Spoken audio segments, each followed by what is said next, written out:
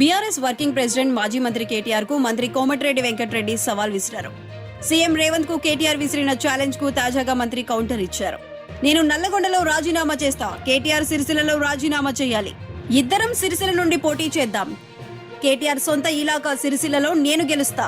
సిరిసిల్లలో కేటీఆర్ పై పోటీ చేసి ఓడిపోతే నేను రాజకీయాలకు దూరంగా ఉంటా. ఒక్కవేళ కేటీఆర్ తనపై ఓడిపోతే రాజకీయాలకు దూరంగా ఉంటాడా? కేటీఆర్ ఓడిపోతే పార్టీ క్లోజ్ చేస్తా అని కేసీఆర్ ప్రకటన చేస్తారా అని మంత్రి ఛాలెంజ్ చేశారు. సిరిసిల్లలో నేను గెలిస్తే ఇక కార్ షెడ్ మూసుకోవాలని ఎద్దేవా చేశారు. కేటీఆర్ ఒక చిన్న పిల్లగాడని, అతడికి టెక్నికల్ నాలెడ్జ్ లేదని సెటైర్ వేశారు. నా స్థాయి కేటీఆర్ది కాదని అన్నారు. కేటీఆర్ కు క్యారెక్టర్ లేదని, లక్షల కోట్లు మాత్రమే ఉన్నాయని విమర్శించారు. నాకు క్యారెక్టర్ ఉంది, కానీ తన దగ్గర డబ్బులు లేవని చెప్పారు. కేటీఆర్ సిరిసిల్లలో 200 కోట్లు ఖర్చు చేసి కేవలం 30,000 మెజారిటీతో గెలుస్తాడా? నేనైతే అలా గెలిస్తే రాజీనామా చేసేవాడినని కీలక వ్యాఖ్యలు చేశారు.